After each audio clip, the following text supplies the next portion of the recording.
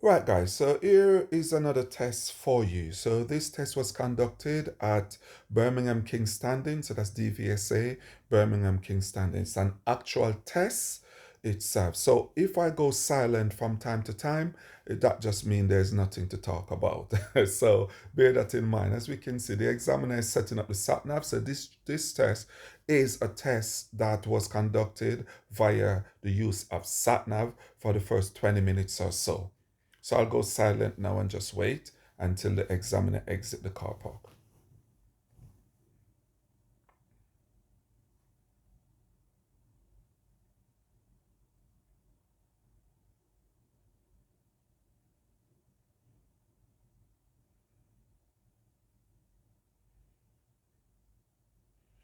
So it is important to note, if you have a look, you can see the arrow there. So the examiner is telling the pupil we're going to exit the car park and he's going to be turning left. You normally turn left outside the car park. Now here you can see the pupil having a little pause, which I've told him, make sure that you pause, have a little look to the right, left, and then look back right. And when you get here again, remember to look back to the right because anything could be coming down. At the end of the road here, pupil will be turning, where will be turning now? Obviously, you can see he's turning left at the end of the road.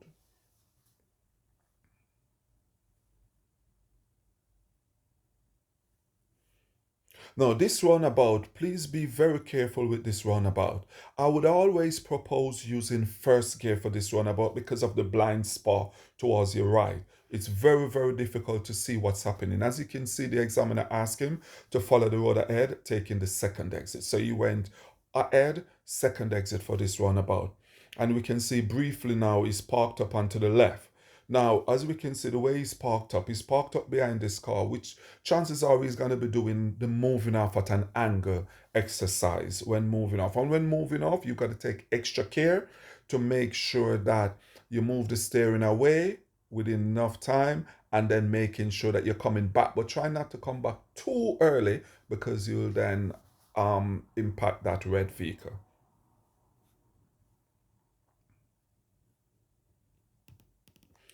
Again, this road, be mindful of the speed. Try not to go too fast. I would say 24, 25, 26 will be okay for a road like this, considering that it's got vehicles parked on both sides.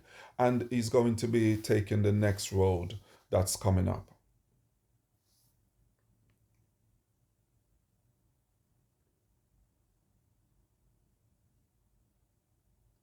Again, this is another road as well where you must try not to be too fast. There's no reason. Remember, the 30, it's a limit, it's not a target. So it's not a guarantee that, oh, I have to do 30.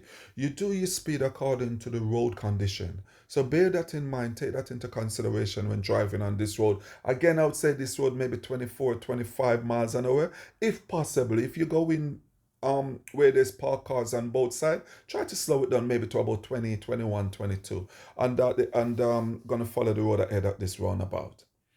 Again, this is another roundabout where you have to be careful. You must always be looking to the right to make sure that it's safe to go.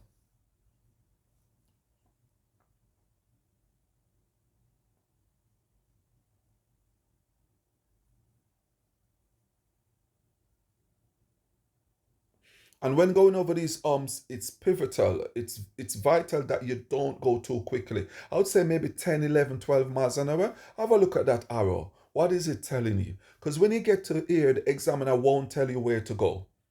They'll just observe, especially if you're using the sat nav, even if you're not using the sat nav. Now you can see the no entry there, you can see the arrow there saying go left only. That is very, very important for you to look at the marking because you're turning onto a dual carriageway. At the traffic light here, we're going to be turning right. Now, beautiful, you can see where the pupil just check and then switch lane really early. That's brilliant driving on his part for doing that. Again, making sure that it's safe before you switch lane. Now, something to point out here. If you notice the pupil went over, it is okay because you've got one vehicle in front, so you can be number two vehicle. And look at that. The pupil went quickly, which is good. At the traffic light, we're turning left. You can note the big John there. That's a marker for you.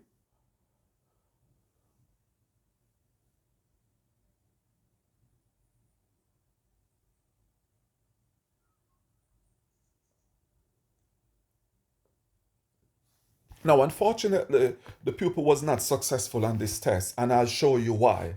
However, pay attention to this situation here that's coming up. His pupil's going to be turning right at the roundabout, taking the third exit. Now, have a look.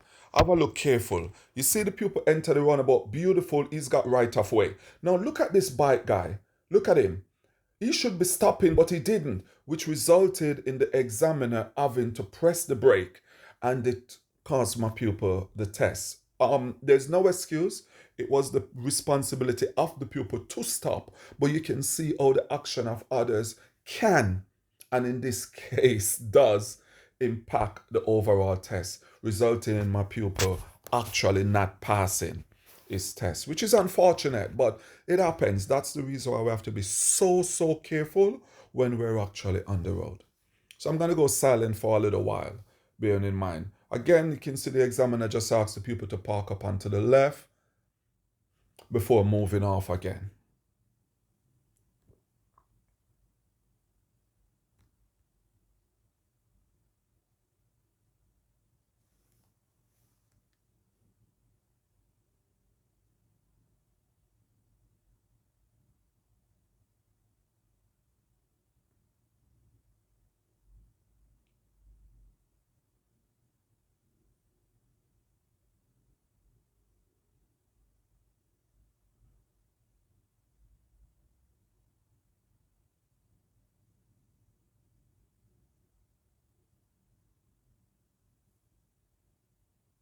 Okay. Beautiful. So the pupil did effective observation, resulting in him not moving out too early and impacting that blue car. So you might have seen he was waiting there for a little while, but he had a reason to wait, and that is the important thing. It is indeed unfortunate, to be fair, but it happens. It happens.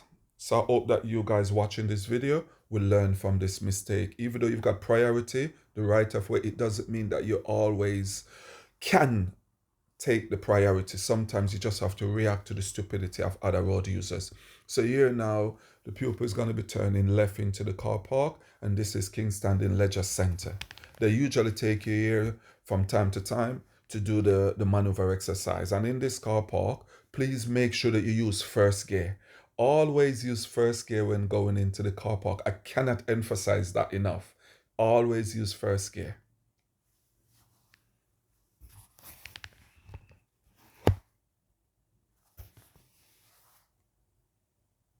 Okay, we're just going to look to see what type of maneuver the pupil actually did get on this.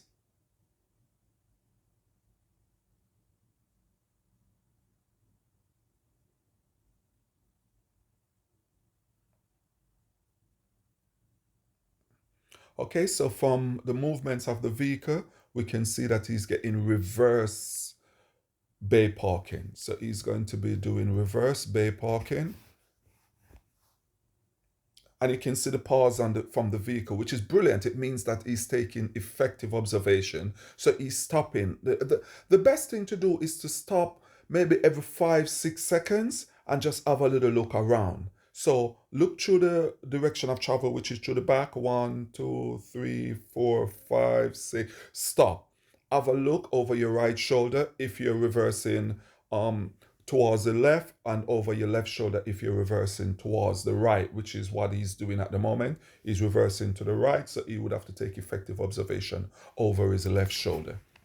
But I have got a video of that as well. So there's a video that's already on my channel which deals with reverse bay parking.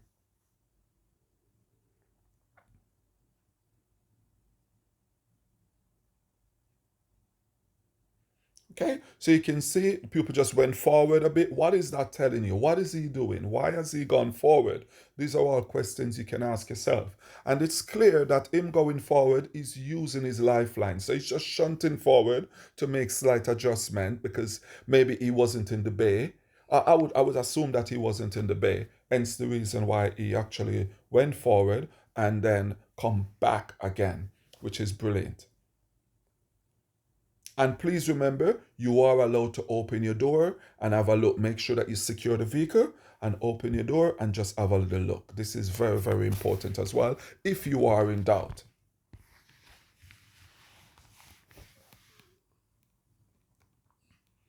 And he's going to be exiting the car park, turning left.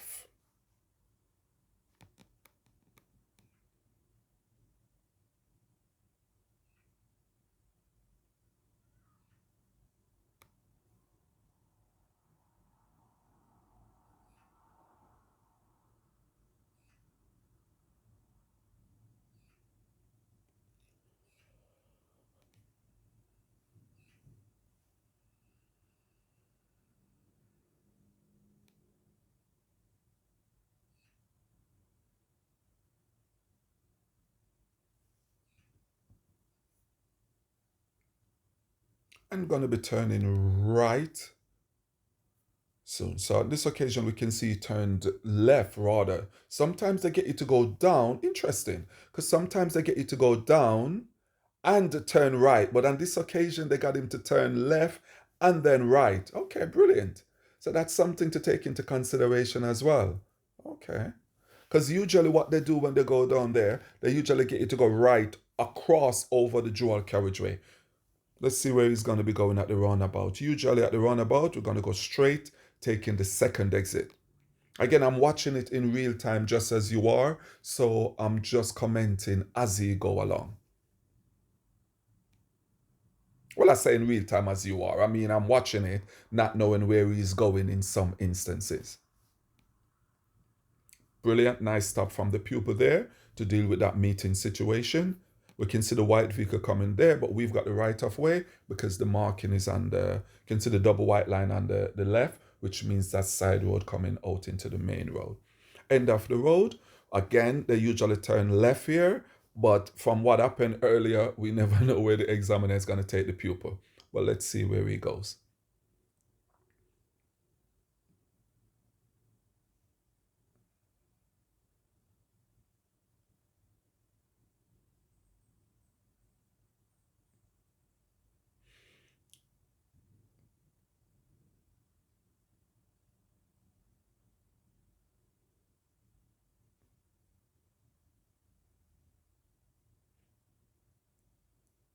And the end of the road, again, we're turning left.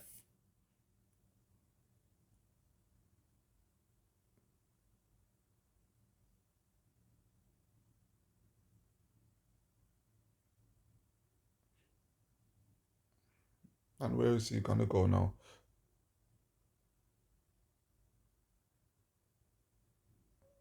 And right. You can see that this one is very, very tricky. You must always use first gear when you come around. So it's left and then right because it's an immediate right.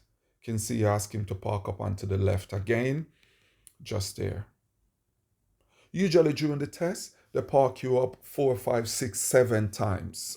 So they can do that as well. It's just to see the way you're moving off, to see if you are indeed moving off safely.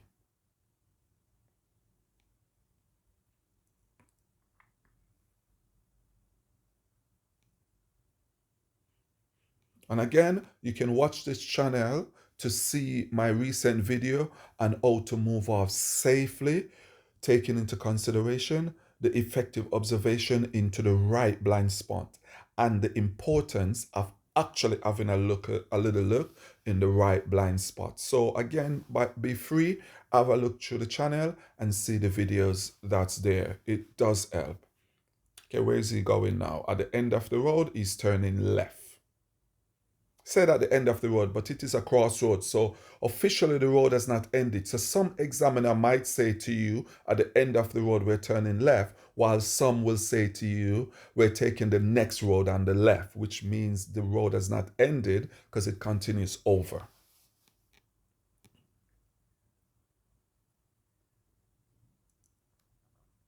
Again, once more, if I'm silent for a while, please note that there is nothing specific to actually discuss, hence the reason why I'm remaining quiet.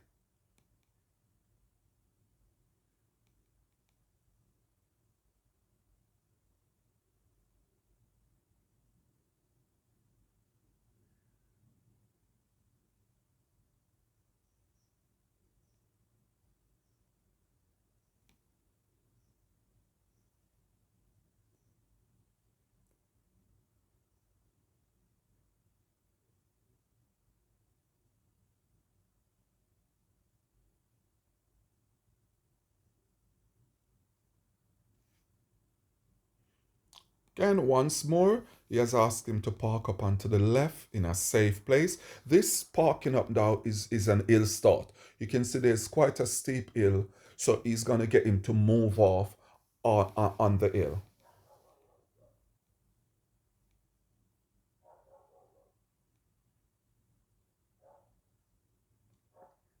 Beautiful, another nice movie now from my pupil.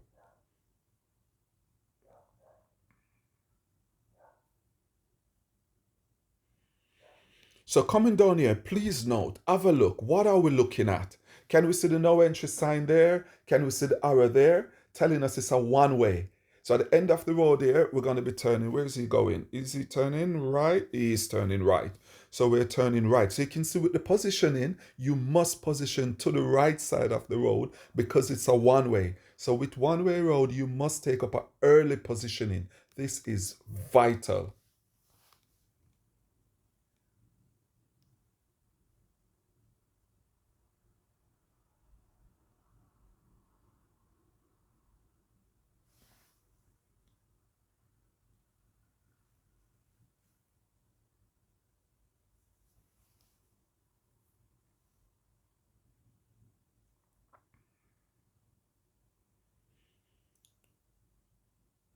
And there we have got a mini runabout coming up where we're going to be following the road ahead.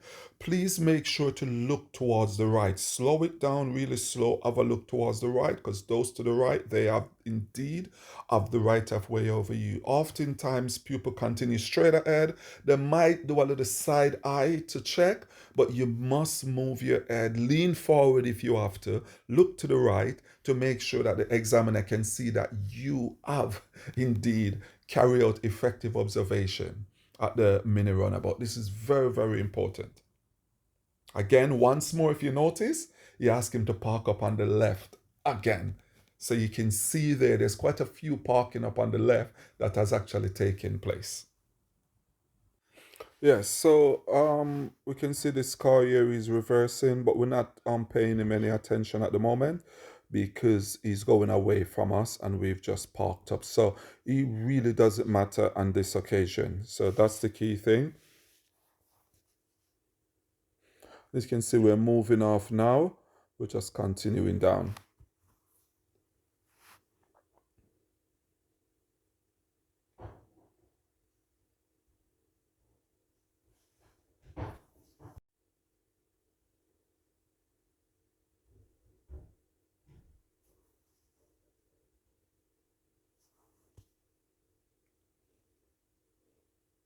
At the runabout, we are going to be turning right, taking the third exit. So we can see the blue sign there, which is the runabout sign. That's very important to note from earlier. And always use first gear where possible. On the smaller runabout, the mini runabout, it's always best to use first gear because you've got more control over the vehicle. Considering as well, that is indeed a very small runabout, a small junction. And once you come around, you'll then realize how tight the road is. So for these mini runabout, when turning right, please use first gear. On a road like this, you can see there's parked cars on both sides. So even though it's 30 miles an hour from the built-up area street lamppost, do we have to do 30? As we said before, it's a limit, not a target. So I would say maybe 24, 25. On a bend like this, we should be doing well under 20 miles an hour. End of the road, we're going to be turning right, please.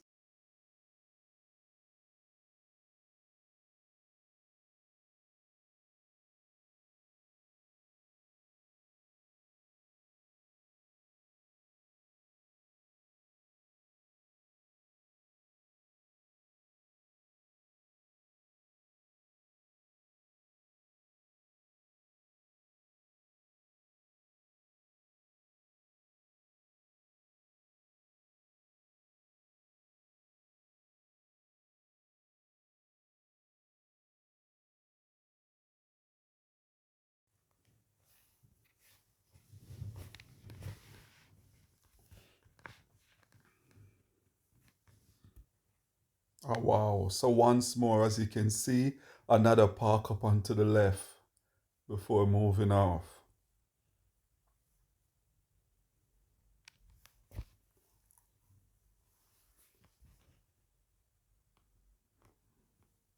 To be honest, I've lost count of the amount of time he has actually asked him to park up.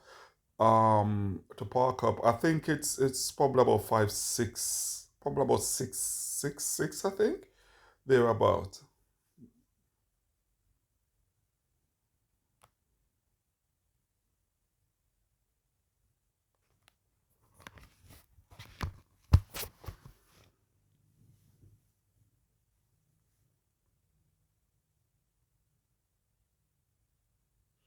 As you can see there, the pupil moved off, taking effective observation, moving off safely.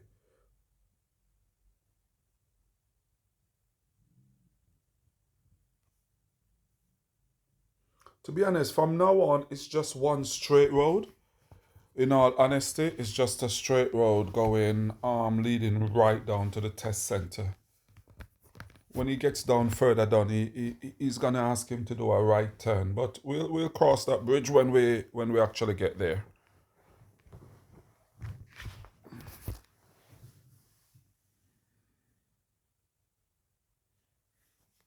So the traffic light here is just following the road ahead.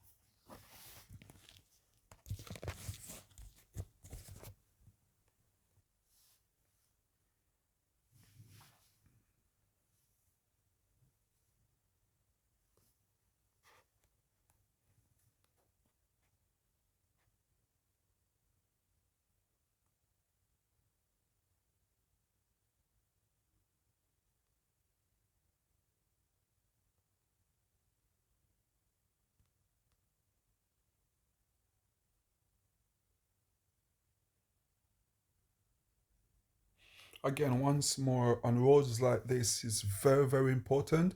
When the road is quite open, please always have a look at your speedometer to make sure that you're not going over the speed limit. So for this road, what is the speed limit, would you say? Yeah, that's it. So 30 miles an hour. So you can see it's a built up area, street lamppost. That's telling us that it's actually 30 miles an hour. So roads like this it's quite easy to go over the speed limit. Quite easy to do so because it's just nice and open and you're just pressing onto the accelerator pedal and without taking into consideration, oh, what speed am I doing? So it's very important that you keep looking at your speedometer. Now when we're coming up to stopping at the traffic light, again, very important for you to have a look in your center mirror before deciding to stop. So whenever you got to stop a traffic light like that, you must look into your center mirror to see how you stopping actually impacts those behind you.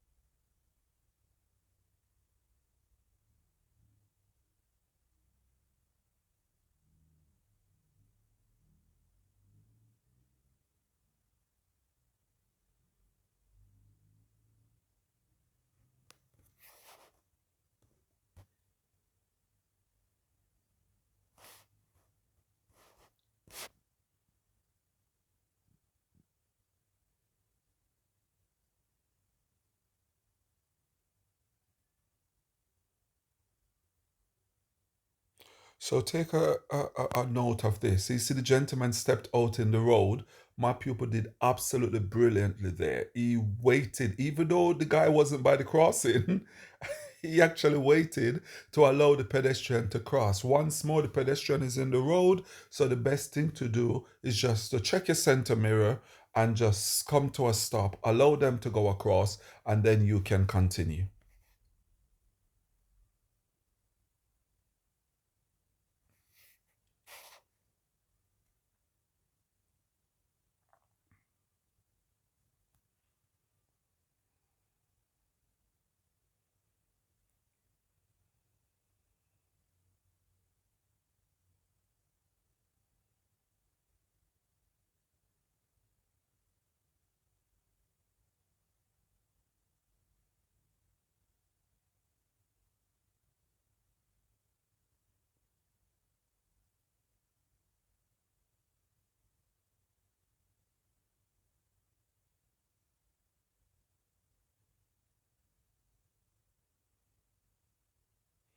Okay, so you can see what my pupil is doing here now. Look at the way he slowed down. Absolutely brilliant. Once more, nice driving. Why do you think he stopped initially? Yep, that's it. The yellow box junction. You're not allowed to go into the yellow box junction unless you're actually going to be turning right at a traffic light or a junction and being prevented from doing so by oncoming vehicle. And by oncoming vehicle, we mean like this car that's coming down.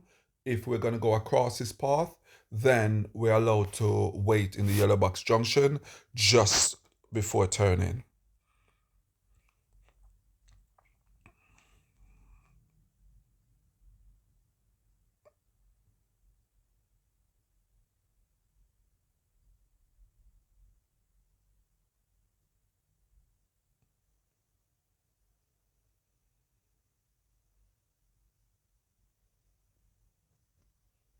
Again, another good drive from my pupil to allow that vehicle to continue rather than going down and trying to block him in.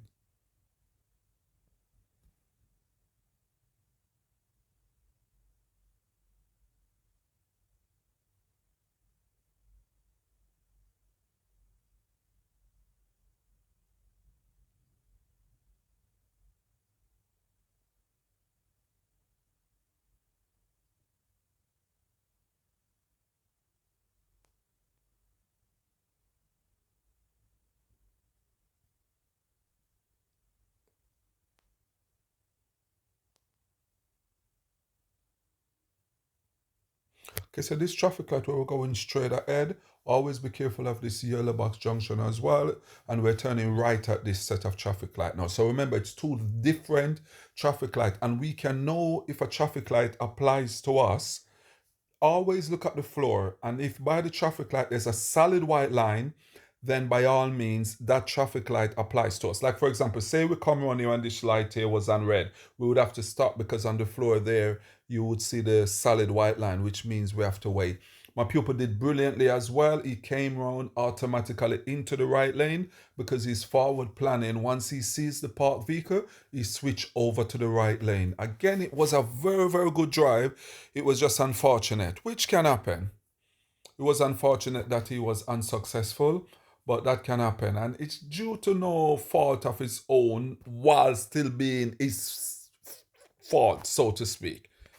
So he should have just reacted by just stopping. I'm going to be taking the next road on the left.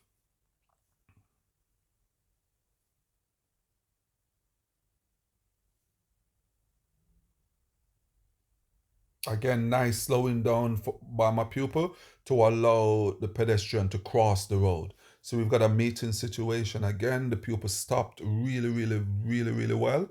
So again, another good drive.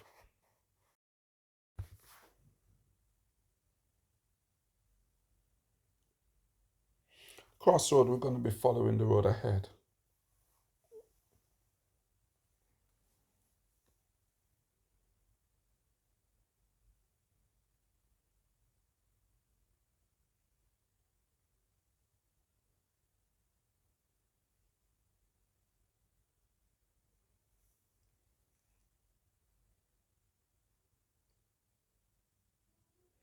This road, be mindful, please.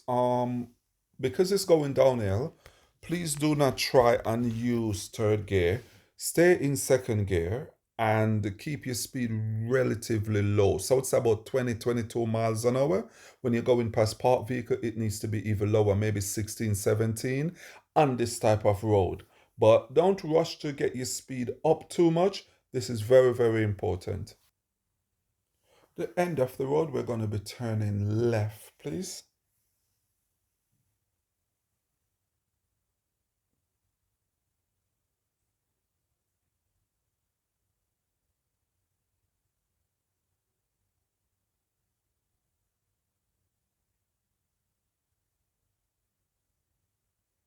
And you can see we're coming back down to the test center now, and we are going to be turning left into the test center.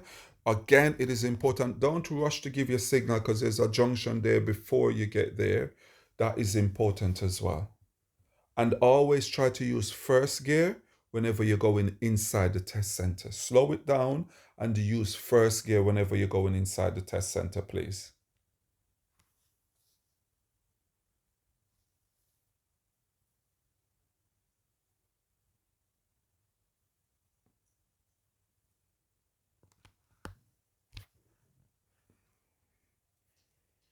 Okay, you can see he asks you to just park up into any bay. At this point, it's just to drive forward. It doesn't matter if you're in between two lines at the end. But as I said, he was unsuccessful, but it was a good drive.